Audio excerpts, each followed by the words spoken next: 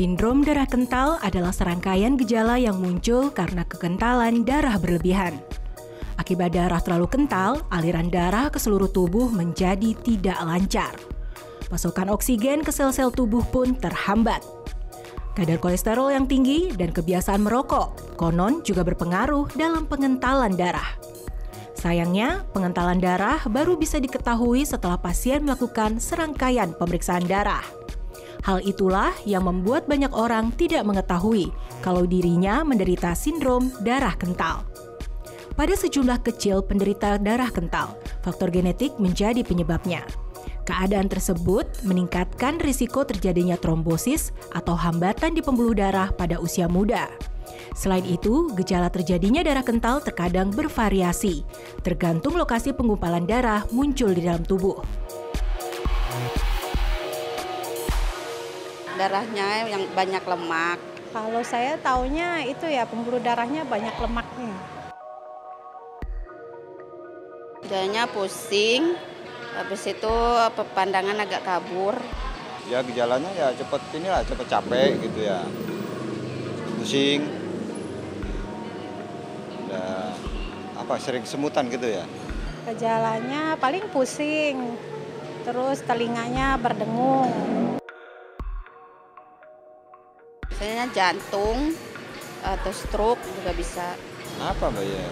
Ya bisa ke jantung karena apa ya? Karena peredaran darah kan nggak lancar gitu Mbak ya. Jantung paling ya, stroke jantung tuh. Darah kental terjadi karena darah mengalami kekurangan trombosit, sehingga zat dalam darah saling menempel satu sama lain dan darah menjadi kental. Kasus darah kental tidak hanya terjadi pada pria, tetapi juga wanita. Banyaknya wanita yang juga terjun ke dunia kerja diduga berhubungan dengan semakin banyaknya wanita yang terkena sindrom darah kental. Dalam tingkat yang serius, gumpalan atau pembekuan darah bisa membatasi kemampuan darah mengaliri organ-organ vital. Bila sudah demikian keadaannya, maka komplikasi lain yang lebih parah bisa terjadi, seperti stroke, serangan jantung, hingga kerusakan serius pada organ lainnya, seperti ginjal dan paru-paru. Lantas, bagaimana caranya agar kita dapat terhindar dari sindrom darah kental? Ikuti pembahasannya dalam Ayo Hidup Sehat berikut ini.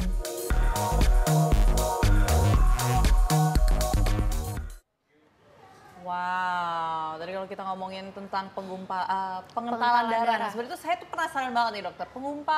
Pengentalan ini sama nggak sih sebenarnya penggumpalan dan pengentalan darah? Oke, jadi ini memang banyak ya, kita kan sering banget nih dengar orang suka, aku tuh ada pengentalan darah nih, perlu pengencer darah nggak? Terus ada yang bilang, itu orang ini waktu itu ada penggumpalan darah loh, dikasih pengencer darah. Nah sebetulnya dua hal itu tuh adalah hal yang berbeda namun penyebabnya tuh sama. Jadi gini, awalnya biang keroknya itu adalah pengentalan darah. Jadi orang itu bisa darahnya tuh lebih kental dibandingkan orang yang normal. Karena dia lebih kental sehingga dia dapat menyebabkan penggumpalan darah. Gitu, tapi bukan berarti orang yang ada, ya kebanyakan ya orang yang ada penggumpalan darah dia memang mempunyai darah yang konsistensinya lebih kental dibandingkan orang yang normal. Oke, ini kita punya mitos atau fakta nih dok, seperti biasa mengenai pengentalan darah sendiri. Nah ini yang pertama adalah pengentalan darah sendiri ini meningkatkan resiko penyakit jantung. Fakta atau mitos? Dok? Oke, itu fakta ya, fakta banget nih. Fakta banget, kenapa tuh dok?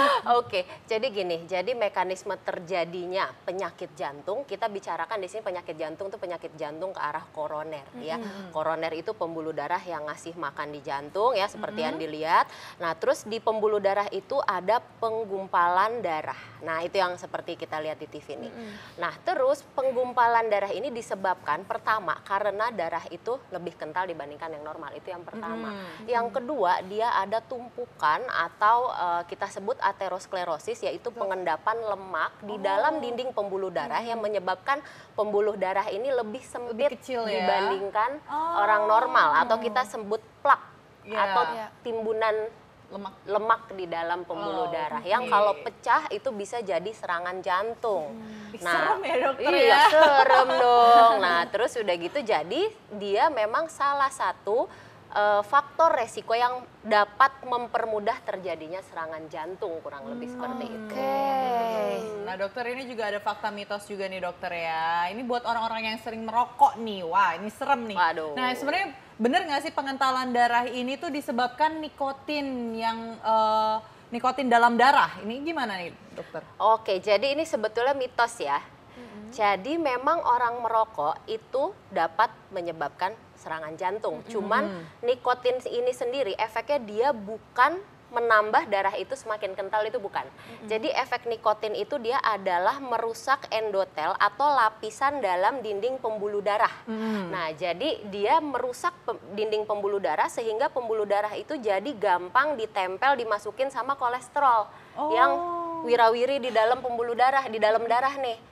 Nah, jadi dia justru nikotin ini merusak si dinding pembuluh darah, bukannya dia bikin darah itu jadi kental. Gitu. Tetap aja efeknya jelek, harus diingat ya, efeknya nggak bagus meskipun nggak bikin kental, tapi dia tetap merusak dan dapat menyebabkan serangan jantung. Oke dok. Ya semuanya kalau Kan? Jadi ini nggak ada hubungannya ya dengan nikotin dengan pengentalan darah ya dokter ya? Dengan pengentalan tidak, Tidak tapi dengan ada. penyakit jantung pasti. Oke. Nih pengentalan darah nih dok, ini katanya disebabkan oleh menumpuknya lemak darah. Fakta atau mitos dok? Oke, jadi gini, kalau kita bisa bilang fakta ya, tapi untuk menumpuk jadi gini, kalau untuk kadar darah yang kental itu adalah banyaknya lemak yang beredar di dalam darah. Semakin lemaknya itu banyak, dia semakin kental, kurang lebih gitu. Jadi kadar LDL atau kolesterol jahat yang jelek ya, kolesterol jahat yang tinggi di dalam darah itu akan menyebabkan darah itu semakin kental. Tapi kalau dibilang dia menyebabkan penumpukan, penggumpalan, ya itu beda lagi. Tadi itu kalau misal penggumpalan itu dia si lemak ini dia menempel di pembuluh darah yang dindingnya udah rusak, dia masuk ke dalam menyebabkan aterosklerosis atau penumpukan lemak di dalam dinding pembuluh darah yang ujung-ujungnya resikonya serangan jantung juga. Gitu. Waduh. Jadi ini memang menyeramkan sekali ya Betul, dok ya. jadi memang kolesterol tinggi memang betul dia fakta dia akan menyebabkan darah lebih kental. Gitu. Nah dokter, ini juga ada yang beredar nih dokter, katanya dengan pengentalan darah ini menyebabkan hipertensi. Ini fakta atau mitos sih dokter? Menyebabkan hipertensi itu mitos ya. Jadi memang kalau misalnya kita punya darah lebih kental dibandingkan orang yang normal ya, dia nggak akan bikin jadi hipertensi sih enggak. Cuman sekali lagi hipertensi itu adalah salah satu faktor resiko untuk terjadi penyakit jantung koroner. Kenapa? Karena semakin tensi kita tinggi, semakin aliran darah itu tuh cepat dan pembuluh darah itu stiff atau kaku. Nah, pembuluh darah itu kaku nih. Nah, sehingga menyebabkan apabila darah kita kental, semakin dia merusak dinding pembuluh darah. Kembali lagi mekanismenya ke perusakan dinding pembuluh darah oleh darah tinggi itu. Sehingga menyebabkan apabila darah kita kental, kolesterol yang ada di dalam darah itu gampang nempel di dinding pembuluh darah itu, menyebabkan sekali lagi serangan jantung atau penumpukan lemak di dinding pembuluh darah. Mekanismenya sebetulnya itu aja sih. Nah ini untuk perempuan nih dok, ini katanya pengentalan darah sendiri masyarakat percaya bahwa banyak diderita oleh perempuan hamil. Ini fakta atau mitos? Oke, itu mitos. Ya, justru mitos kan ya. Kebalikannya. Justru kebalikannya. Ya, jadi gini, kalau misalnya orang hamil ya, kadar air di dalam tubuh itu akan naik ya, akan meningkat kurang lebih 1 sampai 2 liter yang bersirkulasi di dalam tubuh. Secara otomatis orang hamil darahnya akan lebih encer dibandingkan orang yang tidak hamil. Nah, kecuali si orang hamil ini punya penyakit kita sebutnya trombofilia atau memang dia mempunyai kadar kekentalan darah yang tinggi. Biasanya pada kehamilan pun dia akan tetap tinggi. Nah, untuk itu apabila orang hamil yang mempunyai kadar kekentalan darah yang tinggi itu harus hati-hati. Kenapa? Karena mudah terjadi bekuan darah yang tadi seperti kita jelaskan. Nah, bekuan darah ini kalau misalnya namanya lagi hamil ya, banyak duduk, bengkak segala macam. Nah, itu bisa terjadi bekuan darah di mana-mana, kurang lebih gitu. Jadi kalau misalnya hamil harus tetap aktif nih ya dok? Harus tetap aktif, udah pasti. Terus jangan lupa juga kalau misalnya ya sebaiknya sih bolehlah dicek untuk kadar kekentalan darah. Biasanya sih kita bisa melihat dari darah rutin untuk lihat apakah trombositnya terlalu tinggi yang menyebabkan itu, kira-kira kita bisa berspekulasi ini darahnya agak lebih kental. Lalu kita juga ada pemeriksaan untuk kadar kekentalan darah sendiri. Nah ini ngomong-ngomong soal hamil nih dok, ini ada beberapa selebriti nih yang ternyata mengalami pengentalan darah pada saat lagi hamil. Coba kita lihat tayangannya berikut ini.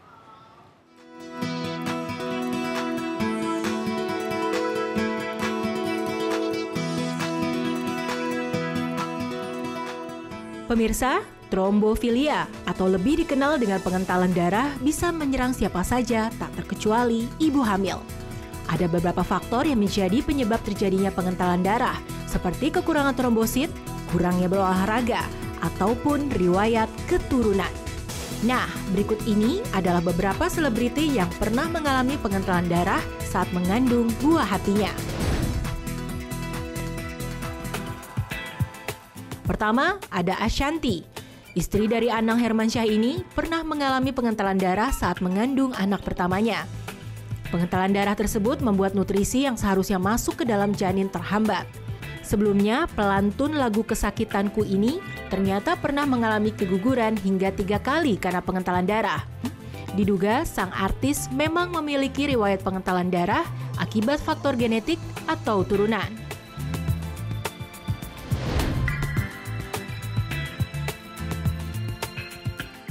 Selanjutnya ada Baby Margareta. Selebriti yang memulai karirnya sebagai model ini juga mengalami pengentalan darah saat mengandung anak pertamanya. Pengentalan darah terjadi ketika usia kandungan Margareta memasuki 6 bulan. Untuk mengatasi pengentalan darah tersebut, ia diharuskan banyak meminum air putih.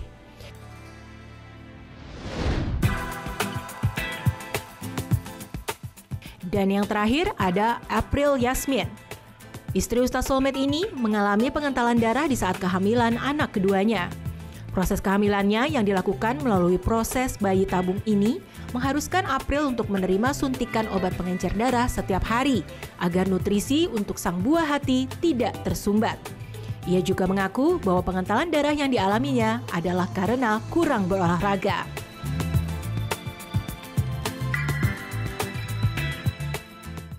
Wah, ternyata banyak ya yang maksudnya pada saat hamil dia menderita pengentalan darah ini. Sebenarnya tuh bahaya nggak sih dokter? Bahaya untuk ibu atau bayinya atau bahkan untuk keduanya? Oke, pastinya kalau misalnya yang namanya nggak normal pasti ada bahayanya ya. Jadi kalau misalnya orang hamil nih, kita kan hamil kan kebanyakan orang males ya ngapa-ngapain ya, suka duduk aja lah. Nah apalagi kalau misalnya punya kekentalan darah yang tinggi, kalau misalnya kita lagi duduk gini, biasanya kalau hamil tuh suka bengkak, bener ya? Betul, nah kenapa bengkak? Karena aliran darah balik yang dari kaki menuju ke jantung itu kan kehimpit sama kaki sama kursi nih. Nah kalau kekentalan darahnya tinggi, kadang-kadang suka terjadi bekuan darah atau tumpukan darah di paha, di belakang paha, di pembuluh darah yang di dengkul atau di paha belakang. Itu paling sering terjadi. Jadi harus hati-hati. Kalau misalnya memang kadar kekentalan darahnya sangat tinggi, sebaiknya memang konsumsi obat pengencer darah. Cuman nggak boleh asal-asalan, tetap harus dikontrol, dikonsultasikan dengan dokter karena kan dosisnya juga nggak sembarangan obat pengencer darah. Gitu. Apalagi kan kalau mau melahirkan kan, kalau mau melahirkan kan secara otomatis obat pengencer darah kita nggak bisa berikan dong. Nanti kan perdarahannya banyak sekali. Nah itu harus dikonsultasikan kalau sudah ke trimester ketiga gitu. Paling penting itu. Ini menarik nih untuk soal pengentalan darah nih. Kita akan bahas lagi ya dok, lebih banyak lagi. Jangan kemana-mana, saat lagi tetap di Ayo Hidup Sehat.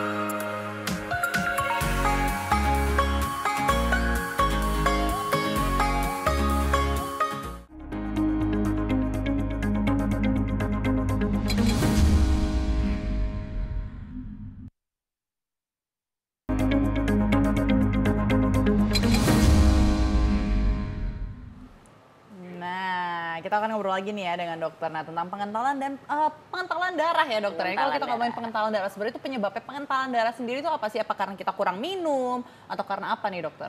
Oke, jadi pengentalan darah sendiri itu pertama betul ya yang dikatakan Mbak Dita ya. Jadi kita adalah kondisi dehidrasi atau kita kekurangan cairan. Nah, itu bisa bikin darah bisa kita banget kental. ya? Bisa banget. Makanya pernah nggak? Mungkin kapan check up ke rumah sakit, Waktu darah. ambil darah nih ya. Kok susah ya keluar terus, udah Mbak, minum dulu. Pernah nggak? Pernah. Pernah ya. Nah, itu memang kenapa? Karena kalau kondisi dehidrasi secara otomatis darah kita akan jadi lebih kental. Karena kan gini, mekanismenya kita minum ya, itu kan akan diserap oleh usus ya, oleh usus dan dia akan masuk ke pembuluh darah. Nah, dia akan menjadi darah nih. Nah, jadi semakin kita banyak minum, darah kita akan semakin encer. Tapi ya minumnya juga sesuai porsi, jangan digelonggong, jangan minum 5 liter. Oke. Ini berhubungan nih dengan fakta atau mitos kita yang katanya kalau misalnya pengentalan darah ini dapat dicegah dengan konsumsi air putih. Berarti fakta ya dok ya? Berarti ini fakta, ini benar sekali. Kalau misalnya, makanya kan kita pernah sering dengar ya, kalau misalnya minum sebaiknya sehari minimal 2 liter. Dengar ya, atau 8 gelas sehari. Nah itu memang bagus sekali ya. Paling bagus itu ya sekitar 2, tergantung berat badan sebetulnya. Nah jadi kita untuk konsumsi air yang paling bagus sekitar 40 cc per kilogram berat badan. Misalnya beratnya 50 kilo ya, kurang lebih 40 kali 50, 2000, sekitar 2 liter sehari, kurang lebih segitu. Kurang lebih segitu tapi ada tapinya nih. Khusus orang sakit jantung. Nah, ini kan pernah denger ya, orang kayaknya nggak boleh banyak air ya dokter. Betul sekali. Karena orang kadang-kadang, apalagi kita sebutnya orang dengan pembengkakan jantung. Misalnya pernah dengar orang, kenapa sakit jantung apa? Jantungnya bengkak nih, jadi suka sesek, suka bengkak kakinya, perutnya buncit. Nah itu harus hati-hati, nggak boleh banyak minum. Oh itu malah kebalikannya ya dokter malah ya? Kebalikannya, jadi tetap aja untuk konsumsi air ya, sesimpel itu nih. Kadang-kadang kalau misalnya memang punya faktor resiko atau penyakit lain, sebaiknya tetap harus kita bicarakan lah dengan Oke dokter, kalau misalnya ngomongin air nih dokter, airnya itu masuk air putih aja atau air teh kah boleh atau yang sudah jus kah? Itu gimana nih? Atau campuran untuk khusus air putih aja? Oke, jadi memang total cairan per 24 jam itu termasuk dari semuanya. Oh dari semuanya mau dari ya? air sop mau dari air teh, air jus, air yang ada di makanan sehari-hari itu udah termasuk itu di termasuk, jumlah total cairan yang kita konsumsi. Cuman yang paling bagus ya tentu saja air putih ya. Kita bicarakan air putih ini ya minimal kalau bisa diminum 2 liter lah sehari gitu. Paling kan kita makan sup berapa banyak sih? Paling kan sedikit kan? Ya makan minum jus sehari ya paling segelas kan. Nah, jadi kan paling bagus lah, yang paling bagus yang dia kita bilang konsistensinya paling dapat menyebabkan kita kondisi tidak dehidrasi dan darah itu tidak terlalu kental. Oke, nah ini ada fakta mitos nih dokter ya, katanya yang selanjutnya. Tapi kita tadi udah bahas nih di awal banget sebenarnya. Nah tapi pengen lebih detail lagi kalau kita nih tentang pengentalan darah ini itu meningkatkan resiko penggumpalan darah nih pada pembuluh darah. Berarti ini fakta atau mitos? Betul ini fakta ya? sekali. Ya? Oke. Jadi kalau misalnya penggumpalan darah pada pembuluh darah itu kita, yang tadi saya udah jelaskan ya, itu adalah penumpukan lemak di dalam pembuluh darah yang dapat disebabkan pertama karena dinding pembuluh darahnya rusak, which is disebabkan sama nikotin, sama hipertensi, sama diabetes gitu ya, dan menyebabkan kolesterol atau si darah yang kental ini, terutama kolesterol yang jelek atau LDL atau VLDL itu dapat menempel masuk ke dalam endotel atau dinding pembuluh darah, menyebabkan ada bisul deh kurang lebih tuh di pembuluh darah. Gitu. Jadi kayak timbunan lemak di pembuluh darah yang sewaktu-waktu kalau dia pecah dia dapat menyebabkan serangan jantung. Satu lagi nih, penggumpalan darah yang tadi saya jelaskan, kalau misalnya dia timbulnya di pembuluh darah lain, kayak misalnya tadi di kaki gitu ya. Kalau misalnya kondisi kekentalan darah, kadang nih misalnya kok kaki saya suka bengkak tapi sebelah. Nah, jadi kan kadang ada yang bengkak dua-duanya, ada yang sebelah. Nah, itu kalau yang cuman sebelah, kadang-kadang kita boleh curiga ke arah adanya penggumpalan darah di pembuluh darah kaki yang bengkak. Nah, kenapa? Karena kadang misalnya gini, kita duduk sukanya begini ya, kaki yang bawah terus secara otomatis akan lebih ditimpa. ya. Betul, Nah, betul. dia akan lebih mudah terjadi gumpalan darah di kaki yang sebelah yang suka kita timpa nih, kurang lebih gitu. Kenapa? Karena dia aliran darah di situ tuh dia nggak loss gitu. Dia Oke. terhimpit, pembuluh darah menjadi lebih kecil, apalagi kalau darahnya kental udah kelar beres. Oke. Gitu. Jadi jangan lupa diperiksa yang udah bengkak-bengkak ya, periksain Iya. semua ya. Oke, nah Dok, ini ada informasi nih untuk masyarakat nih Dok. Ini katanya ada 5 mineral yang dibutuhkan oleh tubuh. Coba kita lihat.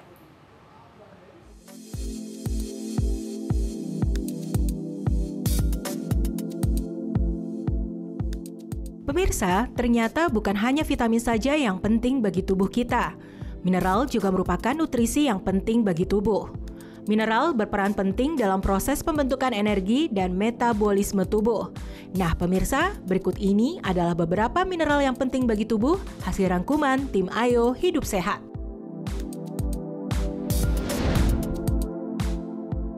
Di urutan kelima ada zat besi.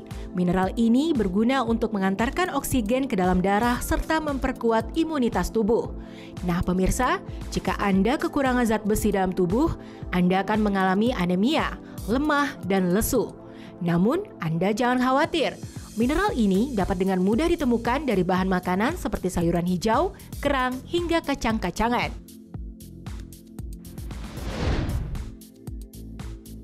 Selanjutnya, di urutan keempat ada zinc. Mineral ini berguna untuk menjaga sistem imun, reproduksi, dan pencernaan. Zinc juga memiliki peran penting bagi tubuh untuk mengatur kekebalan tubuh dan kesuburan, terutama bagi wanita hamil. Bahan makanan yang kaya akan zinc contohnya daging sapi, kambing, kerang, dan keju. Nah, jika Anda kekurangan zinc, maka Anda akan mudah mengalami kelelahan, masalah penglihatan, kerontokan rambut, bahkan kemandulan pada pria.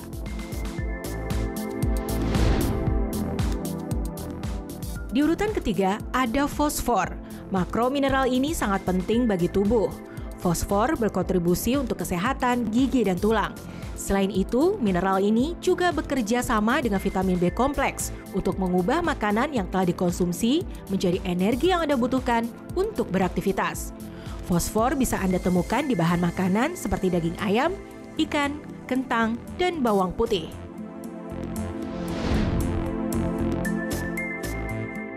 Berada di urutan kedua adalah selenium. Selenium adalah salah satu zat gizi yang penting bagi manusia dan tubuh tak bisa memproduksinya sendiri. Selenium juga merupakan salah satu mineral penting yang mengandung zat-zat antioksidan, sehingga memiliki andil dalam menghambat radikal bebas yang bisa merusak sel-sel dan DNA. Bahkan, selenium juga mampu menunda efek penuaan. Selenium bisa ditemukan di bahan makanan seperti daging ikan, sapi, jamur, telur, dan kedelai. Jika tubuh Anda kekurangan selenium, maka Anda akan mudah mengalami penyakit kardiovaskular seperti jantung, kanker, hingga serangan stroke.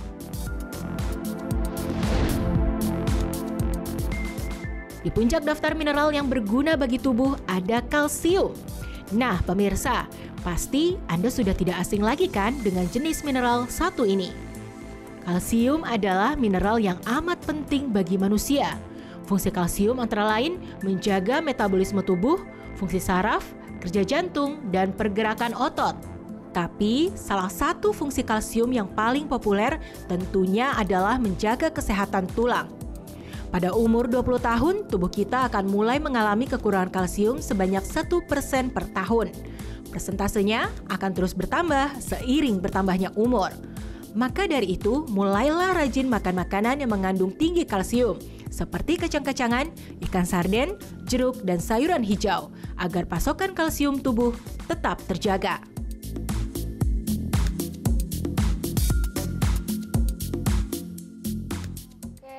Ini balik lagi nih Dok, soal pengentalan darah tadi nih Dok. Tadi kan udah sempat kita bahas soal air putih kan Dok ya. Tuh mungkin ada masyarakat pengen tahu juga nih Dok, yang lain, faktor-faktor lain yang bisa menyebabkan ke pengentalan darah sendiri, apa mungkin karena makanannya atau mungkin karena pola hidup, olahraga, seperti apa Dok? Oke, ini bagus banget nih pertanyaannya nih. Yang paling nomor satu itu adalah makanan, itu udah pasti ya. kenapa tadi kadar kolesterol yang tinggi ya itu dapat menyebabkan darah itu lebih kental. Itu udah nomor 1 nih. Jadi yang suka makan minyak-minyak ya, yang makan lemak-lemak, makan sop kaki tiap hari ya udah mulai sadar ya. Sop kaki, dokter. Itu enak loh.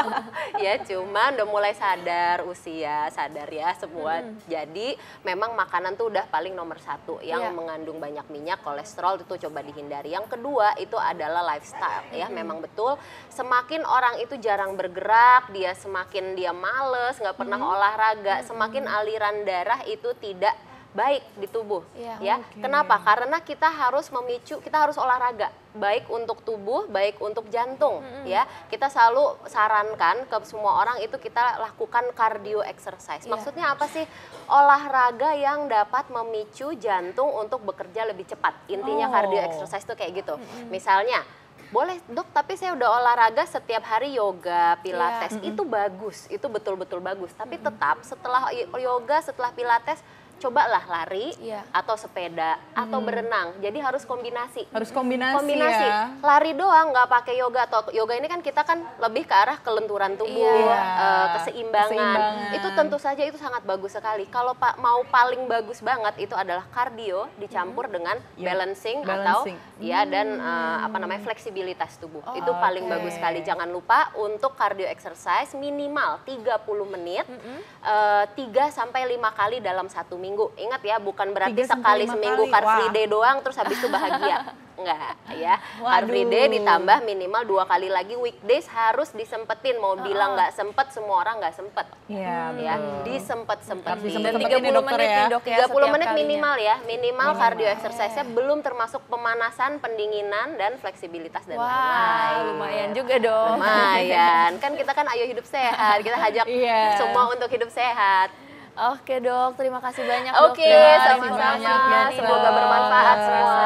Kita sudah hampir 60 menit nih menemani Anda dan sudah waktunya kami pamit undur diri. Jangan lupa saksikan terus Ayo Hidup Sehat setiap hari Senin sampai Jumat jam 1 sampai jam 2 siang live di TV One. Dan bagi yang belum menyaksikan gimana nih? Iya, kalau untuk bagi yang belum menyaksikan bisa langsung lihat di viva.co.id. Dan sekarang sudah waktunya saya Dita Prakrana. Saya Dr. Sheila Salsabila, Indonesia Ayo Hidup Sehat.